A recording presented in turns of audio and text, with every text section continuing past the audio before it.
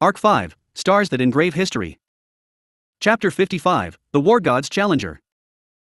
The legends of the war god Kurgan were widely circulated in the Wallachia Empire. In the powerful Wallachia Empire, as long as one had the ability, the circumstances of their birth would be disregarded. In comparison to Lugunica, which has a conscious difference of treatment its demi-humans, and the Holy Kingdom of Gutesco, which barred foreigners, Wallachia adopts a similar system of lack of consideration for blood or appearance to Kararaji. Therefore, among the four major countries, Wallachia was considered to be the best country of residence non-purebred humans. But on the other hand, the kind of cruel survival of the fittest meant that there would be severe repression and oppression on those lacking power and wisdom. Of course, personal evaluations and racial evaluations would be different. In particular, the multi-arm clan had been wandering around for many years, as a nomadic race which never stayed in a single place. The appearance of the multi-arm clan was just as its name, and their adaptability at using magic as a demi-humans were exceptionally low. In terms of a race, it could only be thought of as inferior. The total number of individuals of the multi-arm clan was not large. If ever a dispute arose, they would be more inclined to relocate than to fight for the protection of their land. It was inevitable that such a race, driven away from countless places, would come to Wallachia, where it would have only been natural for them to have been swallowed up by the iron-blooded empire and faced with decline. In this world of power, shouting out a refusal was a man named Kurgan. Although the characteristics of the multi-arm clan were that they have had more than the 2 arms that humans did, that number varied from person to person. Kurgan, who had 8 arms where most had 4 or 5, was a peculiar existence. It had been the then youthful Kurgan who had, when the local lord moved to recollect land, refused, and waved his 8 arms to drive the messenger back. Then, spurring his trembling brethren on, the lord's private army was driven back and broken through, time and time again, until finally the lord's mansion was attacked. Although the barbaric attack had frightened the lord, Kurgan did not offer a violent solution. He and his people had proven themselves, and accepted a prized seat on the lord's private army. After that, throughout various battles, the name of Kurgan of 8 arms was passed down as a legend of the Wallachia Empire. Garfield. His whole body was submerged in cold water, and he could still see the wavering moon through the water that flowed overhead. The bone that had supported his right eye had broken, and the eyeball enclosed inside the socket seemed on the verge of slipping off. Instantly, he used the left hand to support the treatment of magic and perform minimal healing. His remaining left eye jumped around, surveying the red sediment flowing along with the water, his body arching back upward where it hit the bottom of the waterway. Garfield. Obviously, he lay submerged in the water, but he could feel no trace of its frigid coolness. Emancipated from the heavy weight of gravity, strength slowly poured back into his hands and feet in this world that has lost its burden. If only unloading the yoke of the heart could be as simple as removing the yoke on the body, his heart now was submerged in darkness. Or he could just keep sinking in this way. In no way was such a thought completely absent from his heart. However, drawing breath began to grow painful, and in the darkness, his eyes hadn't left him completely blinded. The peach-haired girl, the orange-furred cat girl, and the black-haired boy emerged and ignited his waterlogged heart. Maybe it was a flame that would disappear immediately. Earlier, that had been precisely the case, even if the bravado of pretending to be brave had been entirely shattered, which proved so. Even so, no matter what. That was no excuse to be immersed in here forever. Garfield, foi. Stretching to straighten his back, slamming hard into the water, pushing himself up in one breath, as his head emerged from the water, Garfield shook his head. The vision in his right eye was still obstructed, and the lingering aftereffects of the beating had turned into a tinnitus ringing ceaselessly in his head. His entire bloodied, wounded body was flooded with nausea, and the lack of sensation in his mouth had a discordant effect on his teeth. Garfield, fucking shit. Grabbing the edge of the waterway to yank himself up, like a wild beast, shaking his entire body to clear the water, Garfield glanced around. Earlier, Garfield had been slammed into the waterway. Nothing had changed, the war god had remained standing in place. The position of his outstretched demon cleaver was the same, with delay in his slight aura of battle, and of Garfield's failed attack, there was no doubt, as he maintained his stance. Kurgan. Looking at the silent war god, Garfield began to think. After all, the inevitability of the collision between Garfield and Kurgan was small indeed. The task that Garfield hoped to accomplish was to stop the surprise attack that, Lust, was likely to launch on the city. Even if he fought with Kurgan here, he wouldn't be saving the city of solely non-combatants. At a glance, all would tell Garfield to avoid a fight with Kurgan here. Garfield, but no way he'd let me escape. A body so large that heads would crane to see it fully, and an overwhelming amount of muscle. Even if he looked incapable of agility, even if he tried to flee, he couldn't imagine that he could escape the reach of those swords. From the very instant that this war god had appeared before him, Garfield had been rendered incapable of escape. Now, there were only two choices that Garfield was allowed to make. Fight to death. Rebel against that death, these two choices only. Garfield, fuck. Ain't time T think so right now. Defeatist thoughts flashing through his head, Garfield gnashed his teeth to drive them away. The fangs that had been urgently regrown to make up for his losses tinged with pain, but that pain drove negative thoughts of loss to deep recesses. Any notion of the feeling of impending loss, of the harbinger of defeat, would be flattened. Self-satisfying words to justify his loss were unnecessary. Win, win, win, win, win, win. Seize victory, prove his own worth. Garfield, you. Roaring loudly, driving away any weakness, Garfield once again rushed forward. In the previous skirmish, a single blow that he'd put his all into had been blocked. However, if his weight weren't enough, he could use speed to control him. Using claws, using teeth, opening, tearing, biting, plundering. Kurgan. The silent war god greeted the rushing Garfield. A blow from a demon cleaver came from his shoulder. Call it a sniping blow, but the penetrative force was too low, call it a crushing blow, but it moved too sharply. It belonged solely to Kurgan, this combination of swordplay and strength that would leave his opponents crushed. The suddenly approaching blade of the demon cleaver passed over the back of Garfield's head, as he leaned forward. After that narrow miss, Garfield's thinking grew steadily more fervent. If there were only one blow, Garfield should be able to escape with ease. The speed of his small form, lithe as it was quite different from the speed of that enormous body with its equally enormous arm and weapon. After avoiding his massive attack, sending slashing paw his chest a parting gift was easy. Or rather, should have been. Garfield, go. However, Garfield, who buried deep in those arms, was forced to dodge on the spot. One of Kurgan's giant side arms swept upward, threatening to send him flying from his chin. This was also unexpected. No, his body's sense of balance was simply different. Kurgan, born of the multi-arm clan, had swung his 8 arms and trained relentlessly to find a style which suited his own body. Honing frightening techniques of his flesh, which were entirely different from what maneuvers Garfield knew about exercising 4 limbs. Once his attack ended, his body would be left open and weaknesses would be revealed, such common sense applied here. If one hand were to be used for only defense, then the remaining space could be used to target his opponent's blind spot. Even if he could block one hand's fatal strike, he'd still have the other 7 to contend with. If he couldn't manage all that, only a single dead end awaited. Garfield, Ga. In front of the shuddering Garfield, the arm of the gods seemed to be enough to shake the world. The roaring demon cleavers struck from all directions, crushing their opponent's body with violent force. Blocking one blow with his shield, bending over to dodge another, darting backward to reduce the impact of the next, spinning to avoid yet another, offsetting one with all the force from his body, allowing the next to shatter his shoulder to avoid a fatal injury. The beastized handcuffs forced a single blow and a single hit to make it fall on the stone steps. Garfield, Hugh. 8 arms. Just now, Garfield had thrown his all against Kurgan, and had only barely survived the counteroffensive which followed. Such an attack held the deadliness of a tempest, and yet, to Kurgan, he was merely swinging each of his arms. If this was what it meant to be a war god, if the fight continued, Garfield would be annihilated in moments. Right now, collapsed on the ground, the blooded Garfield still drew breath only because the still-standing war god had no intent to pursue. Kurgan. Assuming the same stance he'd taken when Garfield had clambered out of the waterway, he looked down the loser in their struggle. To be underestimated, no such feelings of frustration surged forth. The question now was, of even occupying the same dimension. Competing with each other, warriors on a battlefield. The name of this god of war, Kurgan of 8 arms, was a legend. Garfield, Hugh. He couldn't win. To win was impossible. A legend that had passed away, a man who had become a hero, this war god. Thriving in the imposing Wallachia, even when his clan had been inferior and despised, was this man who had changed the destiny of his race on his own. Garfield was nothing more than a little kid who revered that legend. Garfield, Hugh. Clearly that was so, but why did his body right itself? Even his inner self was so shaken, and yet his body stood upright. Garfield, noisy, fucking noisy. The rush of his heartbeat was now unusually loud. The ringing of drums accompanying his ears, Garfield stomped on the ground.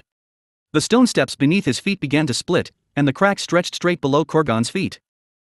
The silent Kurgan and the bloodied Garfield stood in confrontation. Swaying, Garfield gathered power in the toes, once again slamming on the ground. Then, Kurgan moved. No, he had been moved. Kurgan. Through the Garfield souls, the divine protection of earth spirits worked its power. That power moved from the newly formed cracks to Kurgan's feet, and the ground supporting the giant flew toward the heavens. That enormous body floating in midair, home though it was by hundreds battles, was still a slave to the laws of physics. Losing the support of the lower body, he could no longer execute his powerful strikes. Garfield, hi-awaya. This moment was the key. Taking aim at where Kurgan hovered in midair, Garfield swung his arm. Part beast, an arm covered in the fur and muscle of a giant tiger struck Kurgan. Even the war god had no means of resisting if he couldn't adjust his stance in midair. With the sound of weapons colliding, and the intercepting demon cleaver flew away, pulling Kurgan in its wake. And then Garfield's kick was waiting for him. Taking advantage of the first chink in his armor, his claws pierced those thick abdominal muscles. Roaring, Garfield ceaselessly pushed his opponent, pressing his attacks. Chest, thighs, knees and stomach all took constant blows. Suppressed by the force of the impact, Kurgan's numerous arms were unable to catch up to defend, and he could only take each attack in his splayed position. Garfield, successes here. Garfield, convinced that victory was in sight, cried out. The slashing, bestial claws tore into Kurgan's, spraying Garfield with dark blood. Garfield swiped the blood from his body, continuing to press forward. Confident that his opponent had been rendered helpless, Garfield's eyes found Kurgan, carved in iron, and then cold washed over him as his hairs stood up. Kurgan. The god of war's eyes fixed themselves on Garfield, his demeanor exactly what it had been at the start, unchanged, not shaken in the slightest. Garfield, huh? It was then that Garfield realized. The war god's delayed counterattack. The swing of a demon cleaver slammed into the Garfield's pair of hurriedly raised shields, slamming his entire figure down, where he crashed hard into the ground. Garfield, GH. Even a grunt couldn't be formed. In an instant, orientation vanished from his field of vision. Garfield's limbs were entirely controlled by the impact that had sent them flying. All he knew was what had happened. In midair, without any grounding point, Kurgan gave a fierce attack with only his upper body. Simple and straightforward was this method. Grabbing the blade of the demon cleaver with both hands to increase the weight of the swing, the force would skyrocket. That was the principle of a flick to the forehead. Using two hands as a base to turn the attack into fatal blow. Sending him flying to reduce the force of his attacks. This method of combat had been thoroughly resolved by his opponent. Garfield, hook. Having his chain of counterattacks interrupted, Garfield was struck by a foot from the huge body directly above him. Couple the foot with his falling momentum, and Garfield's body, and slammed upward from the ground as soon as it made contact. His thoughts occupied by pain and loss, what drove him to use his healing magic was solely his survival instinct. Attaching the broken bones on his upper arm, elbow, and shattered shoulders, to fixing his eviscerated internal organs. His ribs, waist bones, parts his left thigh had also broken, but those would prove too difficult to recover in an emergency. His gate heating within the body, he drew upon all his magic, exhausting his mana supply.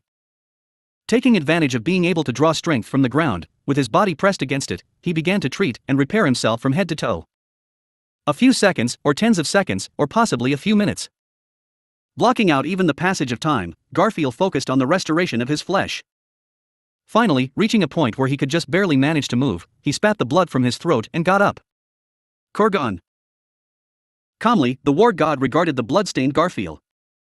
Seeing this gesture, the corners of Garfield's eyes burned. The heat within had him bowing his head, teeth shaking. Garfield, fuck this. Since the beginning, Kurgan's stance had remained consistent.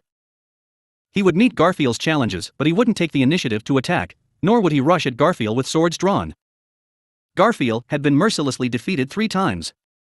The feeling of defeat and humiliation in his heart had smashed through him, his soldier's conceit and arrogance.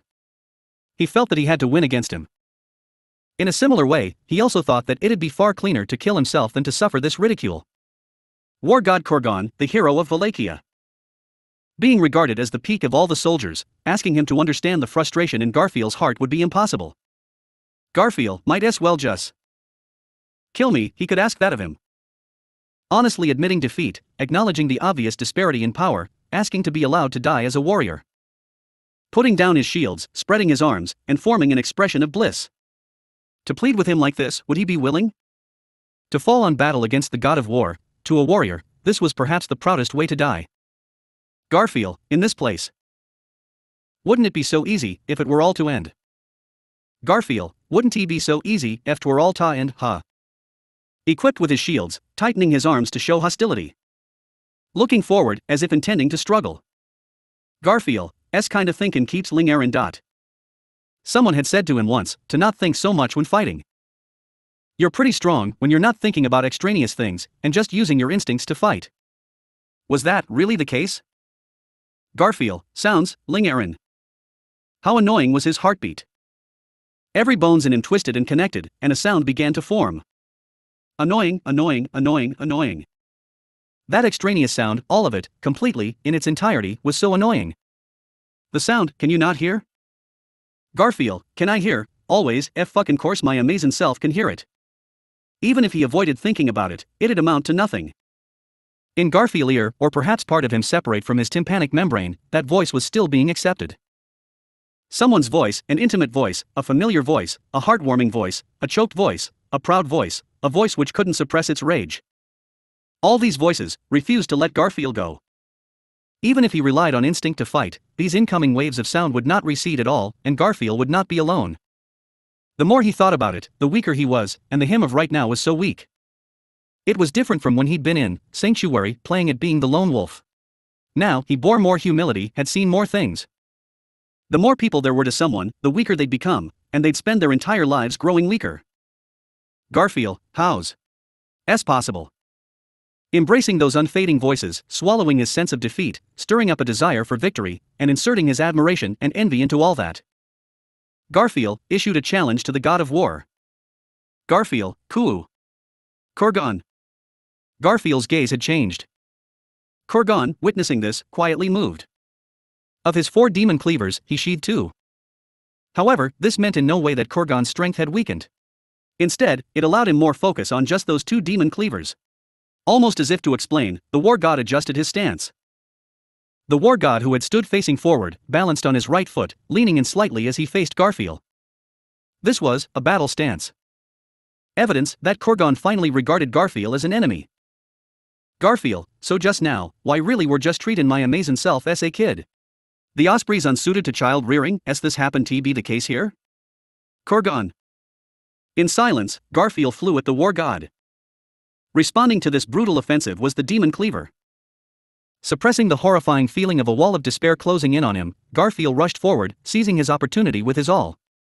This was a misjudged tactic from his earlier attack. It had been caused by the aura that Kurgan gave off, as well as Garfield's own imagined fearful admiration of the hero. Garfield, you. With a hook, he lashed out at Kurgan. Although there was a heavy sound of iron on flesh, he'd not hit where he had aimed, but an arm that had been extended to block. Garfield, what kind of a joke is this? Seeing his fist blocked by that palm, Garfield roared. Drawing strength from the soles of his feet, he poured that power into his fist which met Kurgan's palm, allowing it to explode forward. Kurgan twisted his fingers to avoid the sudden punching force, and Garfield took the opportunity to land on the war god's waist, and run up his chest ran up, as if he were doing a flip. Kurgan leaned back, lashing out with his demon cleaver at the same time. Reading the flow of the wind and atmosphere to predict the direction, Garfield accepted the attack with his pair of shields. With a thundering sound, Garfield's body flew backward. Garfield, hi-ya. Slamming his limbs into the slate floor, he forced his body to stay in place. Looking up, the war god's pursuit had already approached. Kurgan, who had yet to launch his own attack, now rushed forward to stop Garfield. Only 1 instant to predict, only 1 moment to react, only 1 second for the result to bear fruit. Kurgan. Garfield strained the arms he had embedded into the slate, lifting the ground before him. The rushing Kurgan shattered that wall, launched its shoulder, and lunged with the demon cleaver. A cacophony. Garfield, taking a direct hit, was propelled backward. The heel that had tried to stand firm slid across the ground, and shards of teeth flew forward. But Garfield, don't look down on me, fucker. He used his teeth to block the spurs of the ghost machete. From his incisors, blood dripped to cover the demon cleaver, but Garfield did not hesitate. Kurgan. He strained the strength in his neck and jaw, and Kurgan's body shook. He grabbed hold of the bitten demon cleaver's handle with another arm, and strained to extract it in one motion, but the tooth piercing it would not give. Not only that, but the force of his biting teeth yet increased. Garfield's upper body swelled and began to beastify. Garfield, GHROOOOOA. Transforming his head to animal form would lower his capacity for rational thought significantly. His reasoning would regress to the level of a beast's, and he'd been told countless times that this was a double-edged sword. But in this moment, that was Garfield's choice. This enviable power was indispensable. Faced with the most powerful of the multi-arm race, how could he win if he denied his own fundamental nature? "O tiger, O tiger, O tiger, in this moment, lend me your strength." Kurgan. The instant the golden tiger opened its eyes, the demon cleaver was torn. The blade was shredded, and the force of the destruction moved from blade to hilt, shaking the giant's form as he suddenly lost his hold and balance. This was truly an opportunity. Garfield, Hugh, ha, ha. The beast swung its paws, beating at Kurgan's head.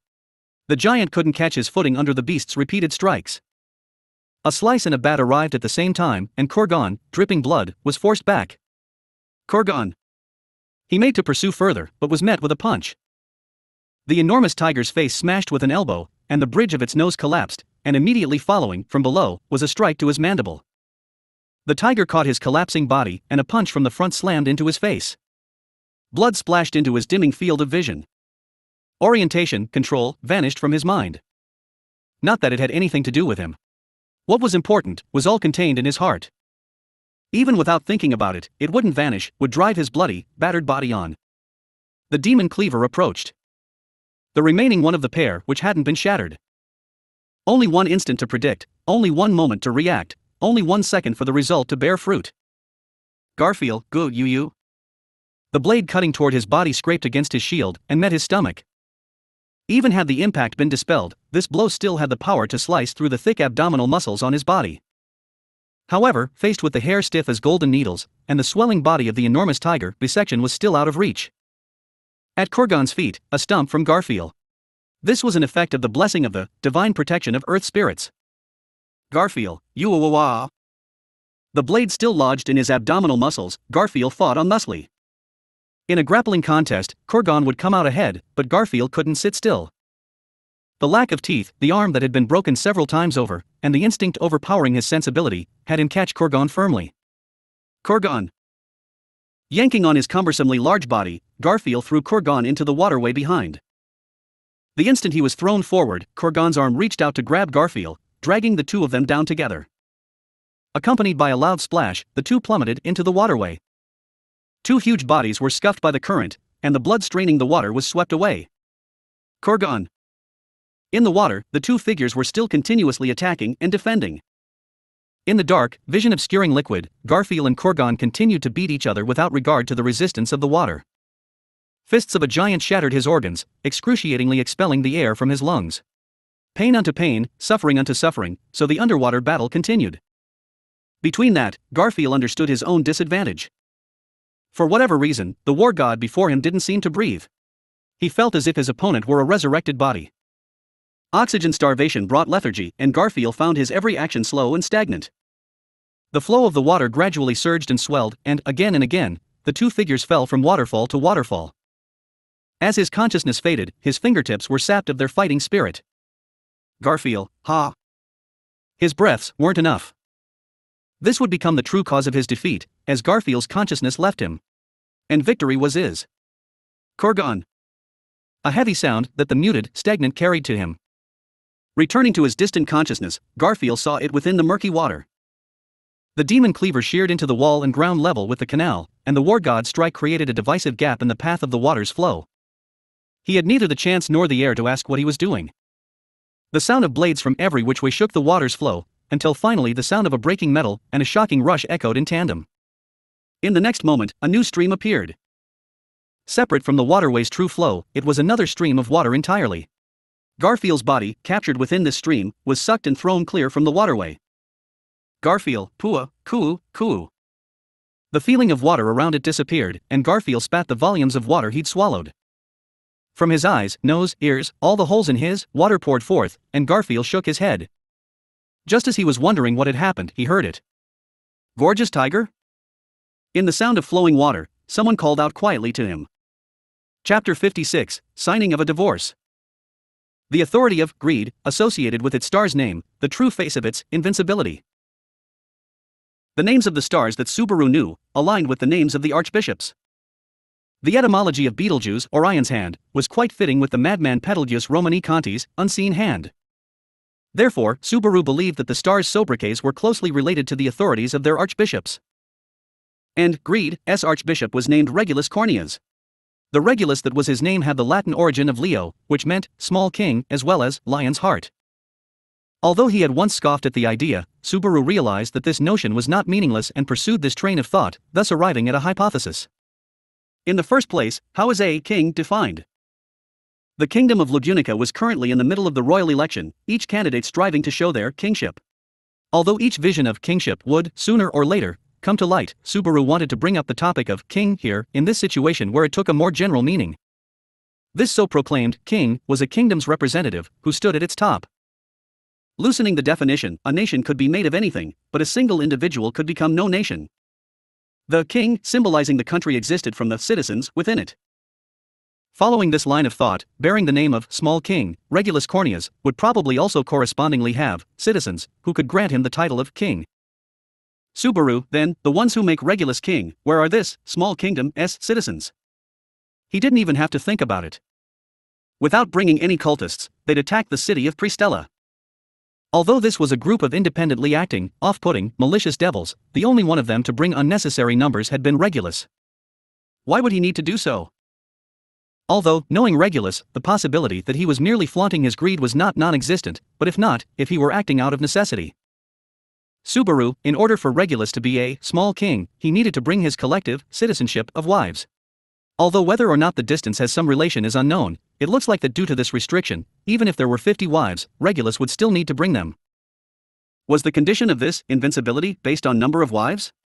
Or distance from the wives? If Regulus's identity as a small king was conditional, the scope of what greed could reach would potentially be affected by such limits. In short, Regulus's wives were in no way irrelevant to his invincibility. Subaru, but this isn't quite enough to reveal to me the secret to his trick. What Subaru had understood with his reasoning was only small king's part. His other name, Lion's Heart, had yet to be explained, as did the overwhelming power, both offensive and defensive, that accompanied his invincibility, as well as the fact that his surroundings had no effect on him, all remained mysteries. If he'd merely had a strengthened body, it wouldn't have been impossible for Reinhardt to have break through. However, Regulus's invincibility clearly surpassed such a resistance. Subaru, it can't be a super strong barrier. All the measures to stop an invincible enemy have been tried already. On top of that, he definitely lacks a heartbeat and body temperature. Then, the name of Lion's Heart opened a thought, and the last piece of the puzzle fell in place. Regulus's authority of greed was not invincibility. The true face of the murderer's overwhelming power was stillness of an object's time. Already supplied, already appraised, without holes. The words that Regulus always wore at his lips of distorted self-satisfaction were about how he was a man satisfied with his ideal existence, but at the same time made no attempt to hide the nature of his ability. Subaru, the time of his body is frozen, so forget attacks, even the water won't wet him. The time of the sand he throws is frozen, so it doesn't bounce off, it goes straight through. Among the superpowers known in manga, there was a similar one of space break.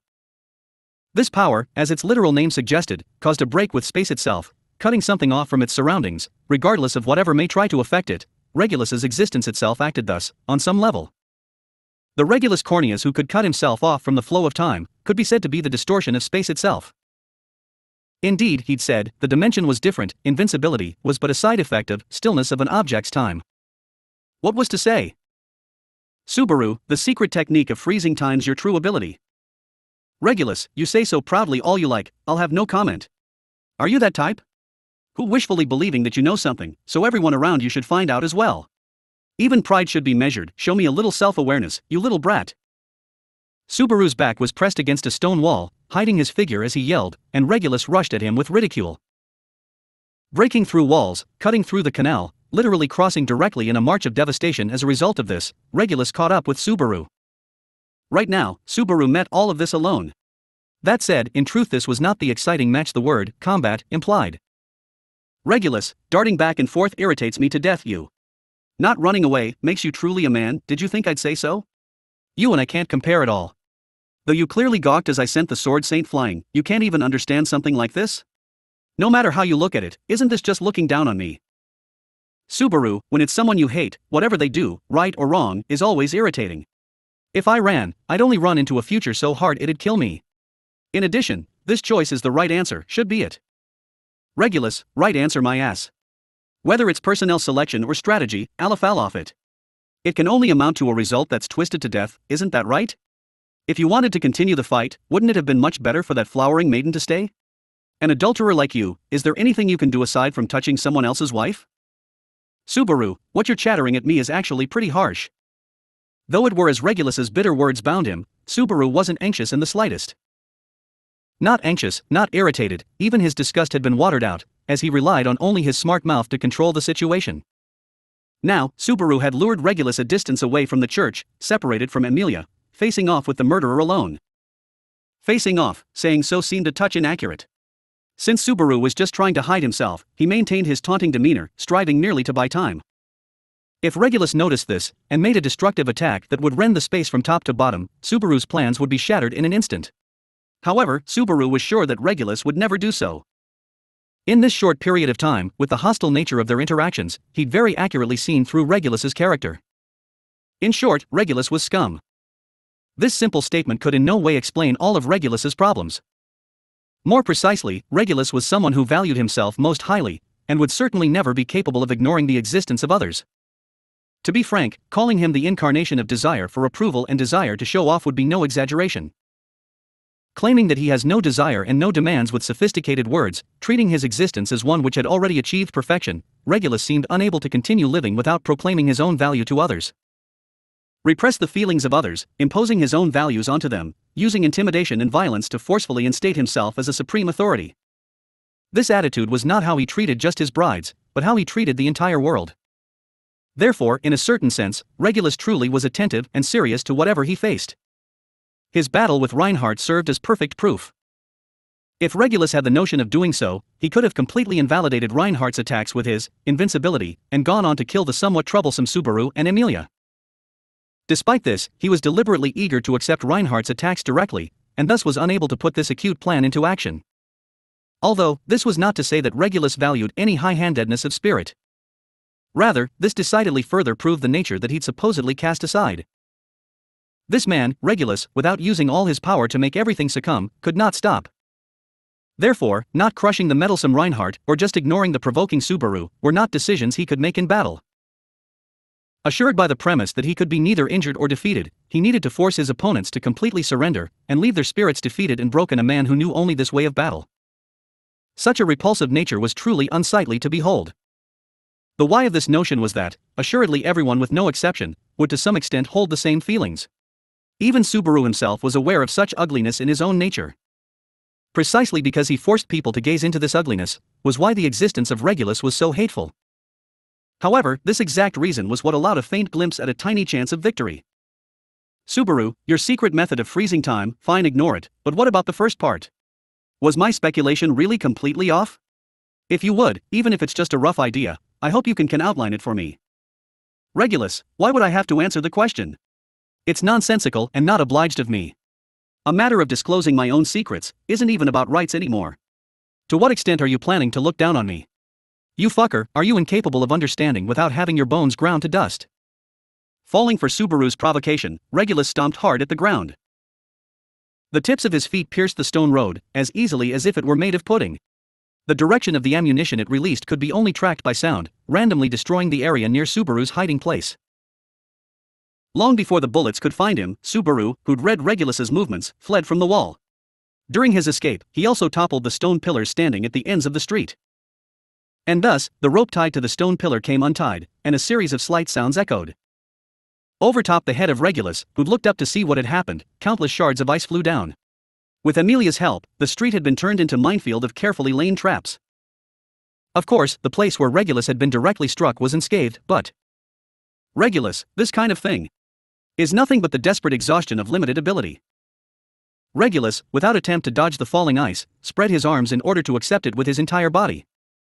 Of course, without hope of piercing his invincibility, the shards of ice shattered into fragments, scattering to disperse into mana particles. Including the parts that had failed to touch his body, as if to show off, Regulus stomped through all the scattered bits of ice, destroying them utterly. Regulus, what's this supposed to be? If your long rambling theory from just now was correct, couldn't you yourself think of how meaningless this attack is? Looking at it this way, isn't it that girl's attacks are much more effective? Winding back and forth, just what do you intend to do? Subaru, what I intend by winding back and forth like this, if I answer your question, you should correspondingly answer mine. These be our exchange conditions as what should be, no?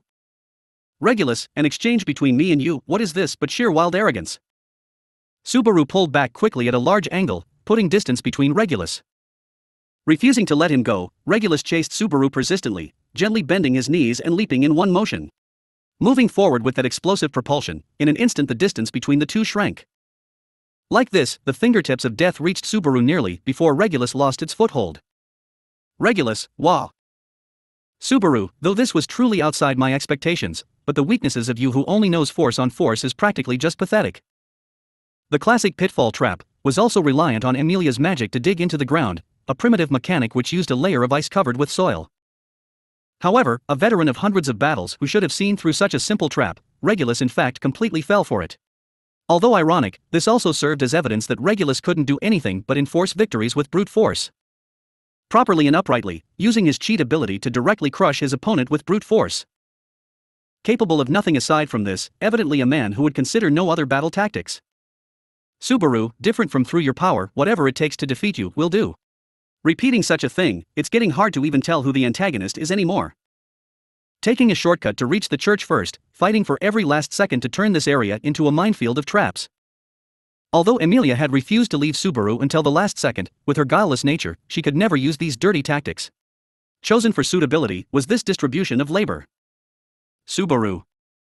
In the time that Regulus had yet to climb out of the hole, Subaru surreptitiously glanced down at his right foot. Even after the strenuous parkour of his escape, it was still in excellent condition.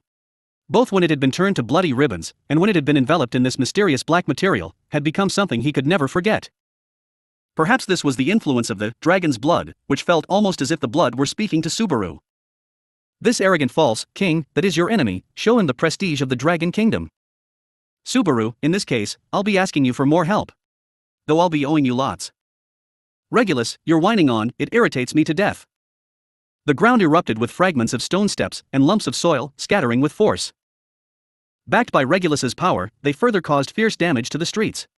Despite this devastation, Subaru was not within its destructive reach. Having flown out from the ground, Regulus, eyes widened with hate, glowered at Subaru, who'd put distance between them again. Very deliberately, Subaru raised his middle finger at Regulus. Subaru, seems that someone once said desperate exhaustion of limited ability, may I ask who said this again? Though it's often said that, treating others as a mirror can lead to understanding of victory and defeat, but shouldn't you take a long hard look at the mirror first? Regulus, messing with me, to such an extent you. After politely having his flaws pointed out, Regulus revealed a look of ferocity. More than likely, his homicidal feelings toward Subaru had already easily reached a breaking point, and the flames of hatred had consumed his murderous unchanging body. Regulus seemingly hadn't noticed at all that this was all more or less within the scope of Subaru's expectations. Because, without sharpening his murderous intent, his loose and messy rough attacks were ineffective, was a point hadn't been realized by Regulus for even the slightest of moments. Subaru, though that's the case, I can't afford to take this lightly. Wiping sweat from his neck, Subaru, with a flippant grin, readied himself for death. What he couldn't let Regulus see was that his intent was only to buy time. And even if that were to have been seen though, he absolutely could not see the reasoning behind it. This was the condition for victory of this battle, the task that Subaru, who'd sent Emilia away, needed to accomplish. This was what he and Emilia had sworn to each other, that they would fulfill their respective duties no matter what. And so, Subaru, leaving it to you, Emilia. Be sure to bring out the wives' heartfelt feelings. When Emilia arrived at the church, the brides were still where they'd been left. Emilia, excellent, everyone still exactly. Looking at the faraway wives in attendance, Emilia blurted her feelings. However, she was struck silent, as the positions of the wives in attendance had remained quite literally unchanged.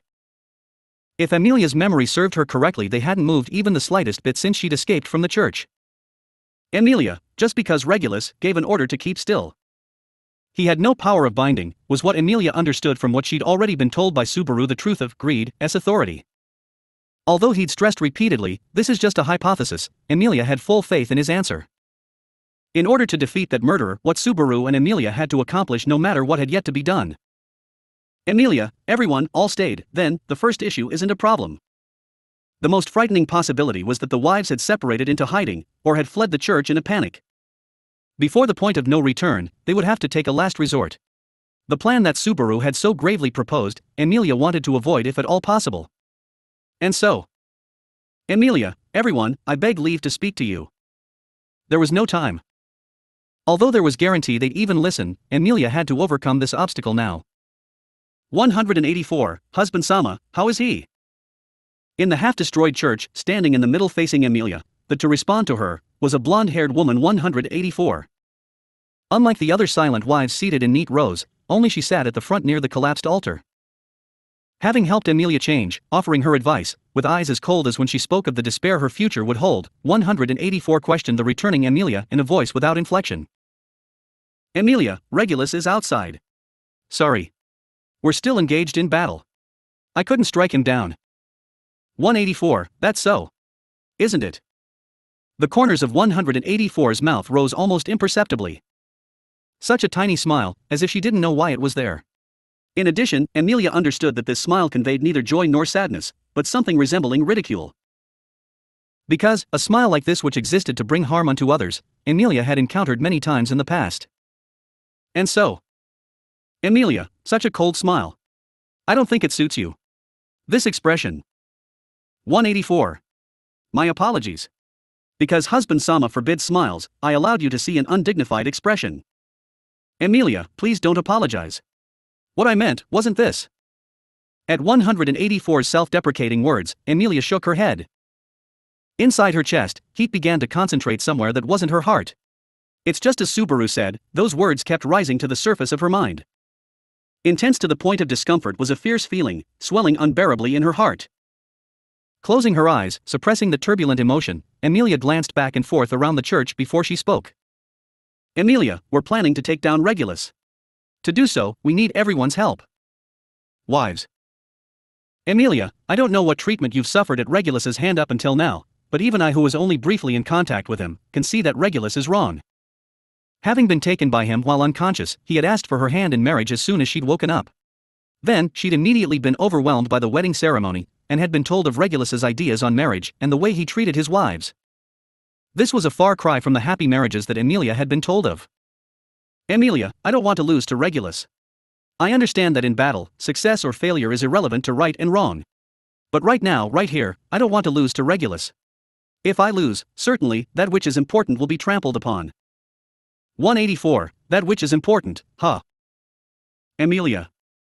184, if you don't want to be without life, you should have obeyed Husband Sama from the start, or you should have tried to flee without regard for anything else. Both were possible. Clearly, that would have been best for you. With a dark gaze, 184 answered Emilia. 184, what happened to the Sword Saint and that knight of yours accompanying you earlier? They met Husband Sama's counterattack, and fell in battle. And thus, you alone fled here. Emilia, no. Whether Subaru or Reinhardt, both of them are still engaged with Regulus. My return, they trust in and await for. 184, what could you accomplish by returning? And then, saying that you need our help and such. I don't understand what you mean. Emilia, do you truly not understand what I mean? 184? Faced with Emilia's interrogation, 184 raised her eyebrow wordlessly. This natural reaction didn't seem forced in the slightest. Although she'd slackened once she'd given up, since the very beginning, 184 had no intention to deceive Emilia, which weighed down her words. In other words, she truly had no idea that Regulus's heart had been entrusted to his wives, her included. Emilia, and everyone else? Everyone, are you truly okay with this?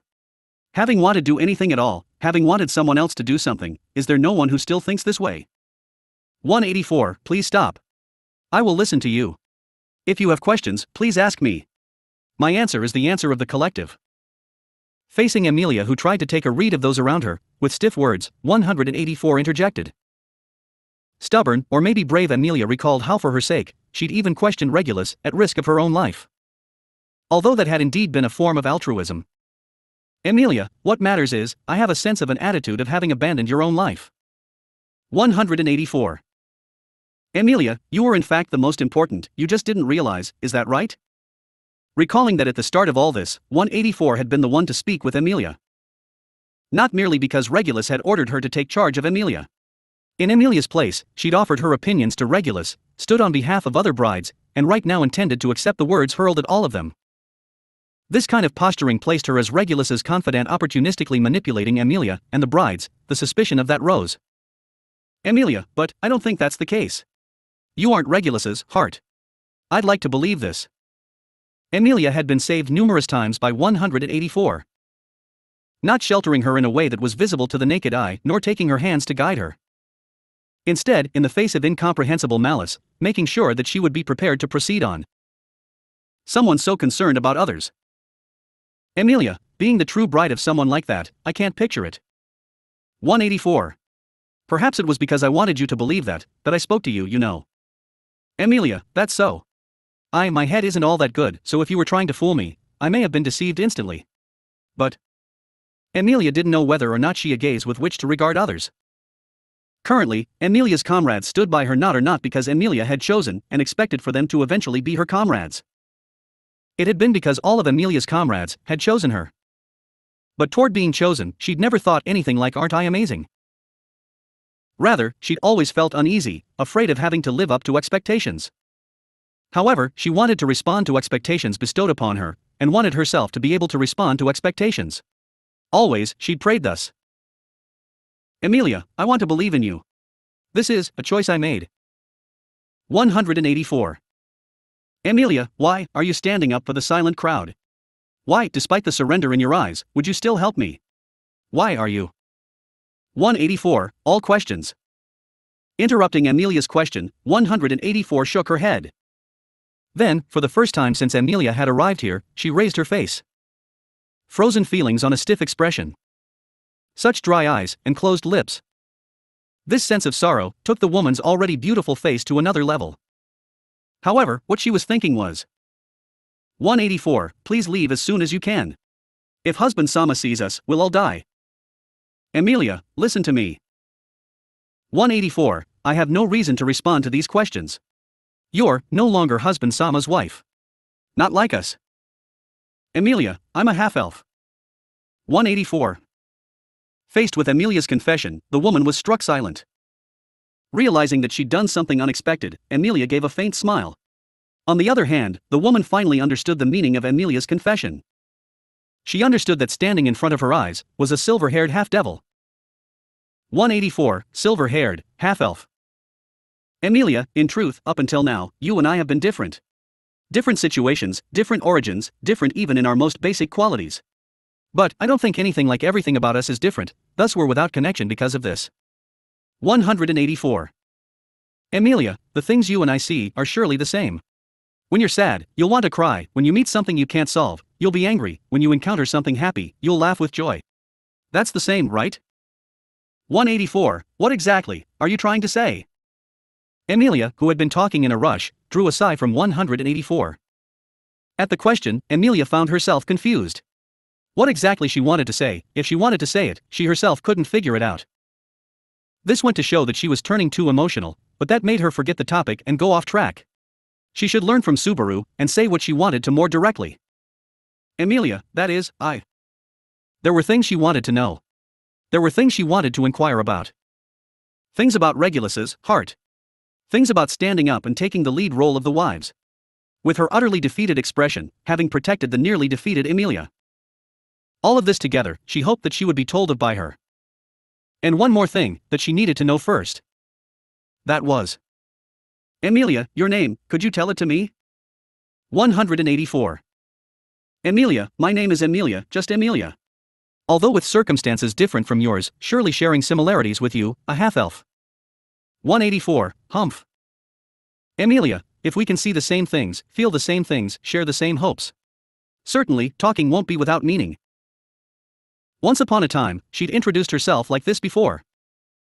When her heart had been ridden with unease, when she'd been convinced that she had no one to rely on, when she felt as if endless floods were swallowing her. Back then, she'd been taken in by the same words. Even until today, she thought. Then, she'd been truly happy. The boy who she'd never met before recognizing her existence, had made her very happy. When rejection had been about to come, suddenly being tossed words like those, she'd hopelessly fallen. 184. Once again, she had to borrow Subaru's strength. Left and right, she was borrowing, and then desperate piecing it together. But it was enough. 184, don't kid around. Why is it, until now? Before Amelia, 184 the woman held her head, shaking it as she screamed with all her might.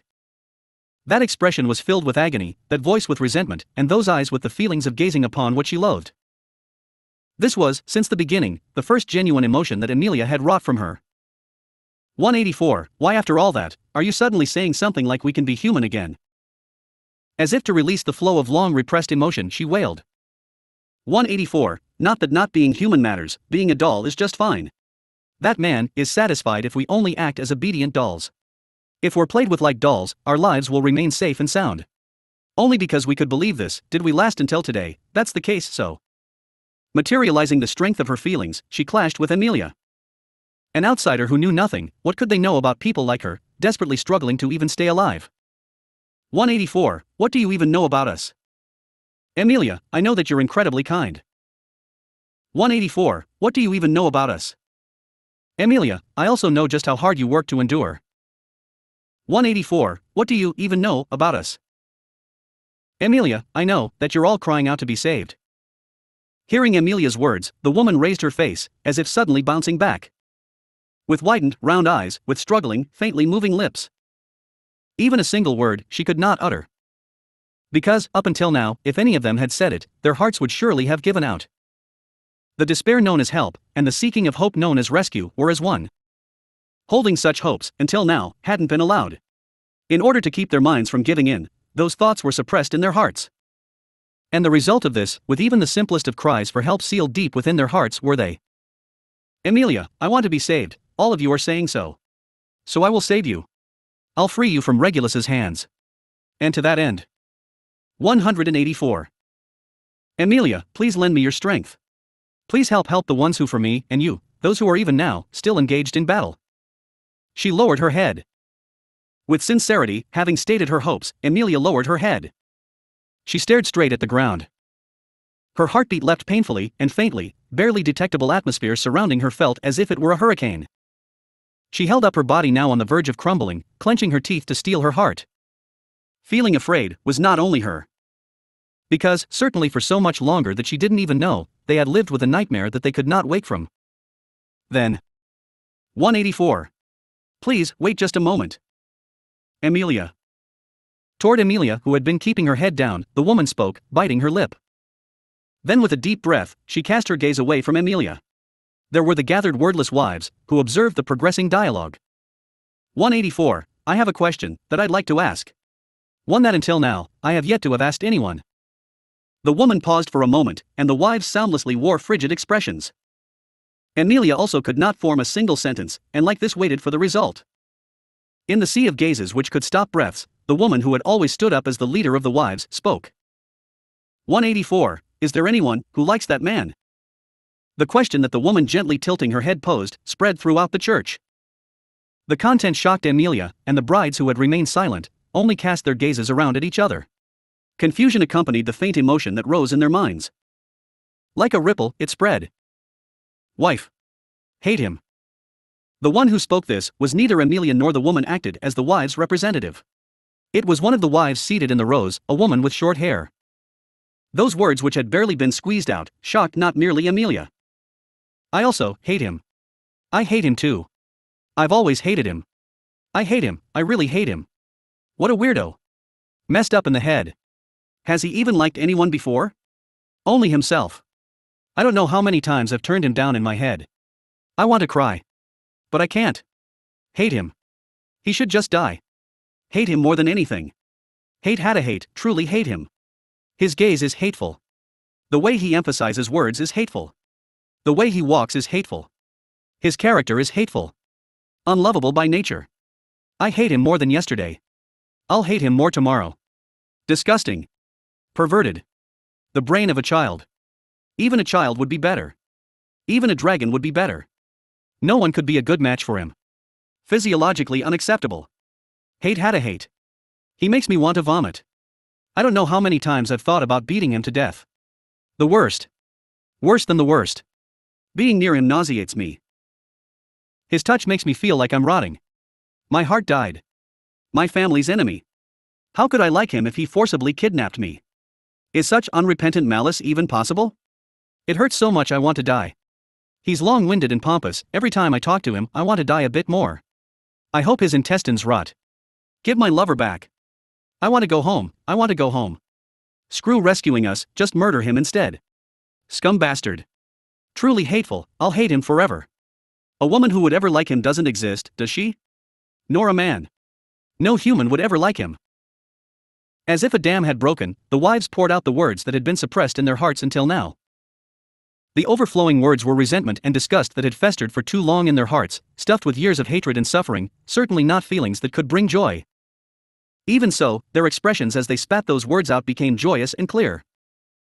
184. Such unanimous opinions, which have never once been spoken before. Emilia, you too, was there anything you wanted to say? 184. There is. After hearing the wives' admissions, the woman turned around to face Emilia. Caressing her long blonde hair, then with a face full of smiles casting aside the order that forbade smiling, for the first time she revealed her beautiful smile. 184. The kind of man is the most hated. Please by all means, help us. Like this, with a faint smile, the divorce statement was signed. Chapters 55 through 56, The War God's Challenger.